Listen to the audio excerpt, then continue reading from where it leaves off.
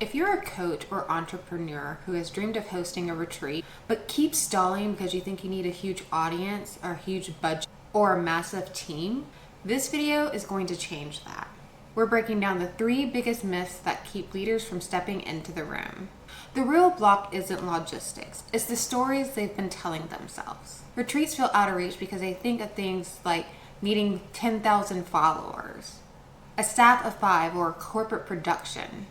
And while they're waiting for that perfect moment, their audience is still waiting too, waiting for something deeper than just another post. So let's get into it. Myth number 1, you need a huge audience. This is one of the loudest myths I hear.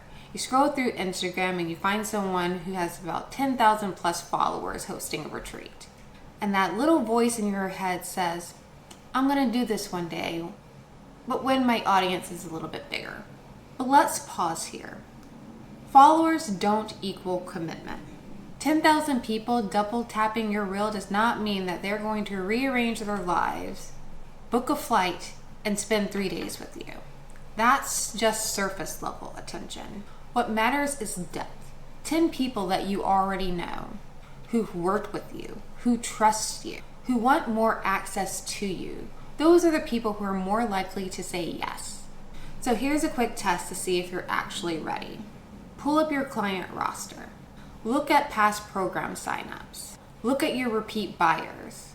If you've already coached even a dozen people, you already have a great pool to reach out to. It's not blasting out a post and hoping that strangers find you. It's about personally reaching out to the ones who already believe in your work. Imagine sending a simple message and creating a retreat for a small group on XYZ, would you like first dibs? That's how retreats feel. Not with mass marketing, but with personal invitations. And let's talk about that fear of too small. This is where so many people sabotage themselves. They think if it's not 50 people in a ballroom, it doesn't count. Wrong. Small is an advantage. A group of 12 allows you to go deep, to notice the details, to create a level of trust and care that simply isn't possible with a mass group. Small is where loyalty is built. The takeaway here is simple. You don't need to be internet famous. You don't need 10,000 followers or that blue check mark on Instagram. You need to recognize the people who already trust you and give them a next level experience with you. Myth number 2, retreats are too complicated to plan. This one comes from a mental picture that so many carry. You imagine giant binders, endless spreadsheets, catering contracts, AV tech setups, basically a full-scale production. And if the only retreats you've seen are the glossy big show productions, then of course you would think it would be impossible without a staff of 10. But retreats don't have to look like that. When you strip things back to the essentials, they're far more manageable than you think. Take meals and lodging, for example. Instead of juggling a hotel room, a separate caterer, and then figuring out transportation on top of that, choose a venue that already includes both lodging and meals. Retreat centers, boutique hotels, and even certain Airbnbs do this. That one choice instantly cuts down your list in half. Then there's the agenda. This is where a lot of people overcomplicate things. They try and cram in as many sessions as they can in order to prove their retreat is worth it. But real talk, stuffing your schedule actually works against you. 2 main sessions a day plus meals, rest, and connection is more than enough. Guests will not remember that they had 6 workshops in one day.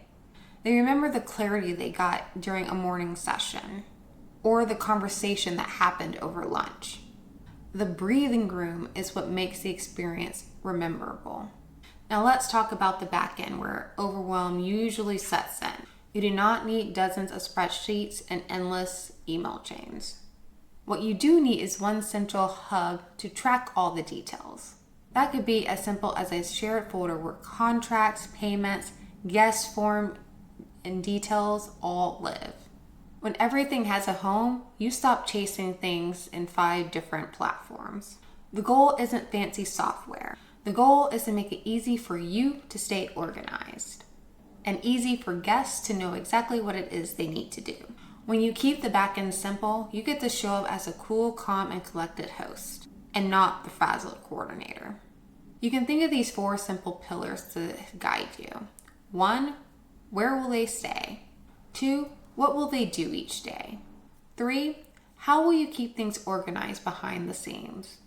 And 4, what are the little touches that make them feel cared for? When you frame it this way, everything gets a lot simpler. You're not trying to juggle 50 moving parts. You're focusing only on these 4, and that's enough to keep the retreat doable and organized. And if this is landing with you and you're starting to realize that you've been holding yourself back with stories that aren't even true, I'd love to invite you to my free webinar called Own Your Stage on October 2nd. I'll show you how retreats become the platform for growing your business without drowning in the logistics. If you're interested, click the link down below. Myth number 3, small retreats can't be profitable. This one stings the most because it teaches so many people to undervalue themselves. Here's how it usually plays out. You tell yourself you need 50 people in the room to make it worth it. And from there, one of 2 things will happen.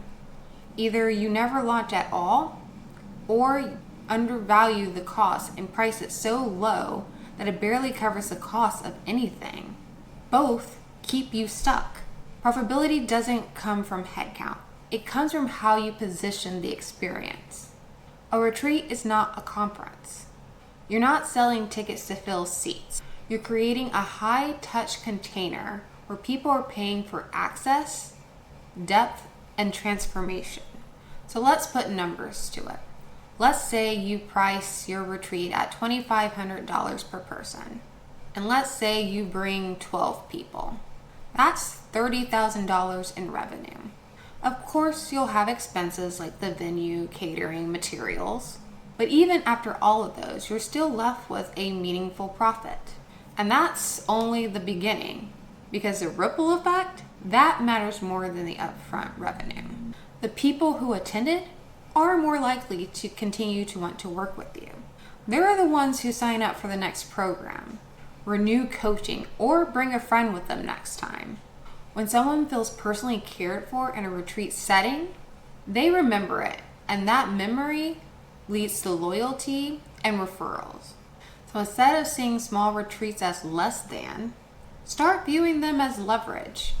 A smaller group actually gives you space to know your attendees, to tailor the experience, and create the kind of connection that leads to repeat business after the retreat is over. So if you're holding back, waiting for the perfect audience, the perfect team, or the perfect moment, consider this your permission to stop waiting. What you do need is a clear plan and a willingness to take the first step. Click the video on your screen right now and I'll show you how one event can continue working for you long after it's over. Creating content, building client loyalty, and fueling your business for months to come.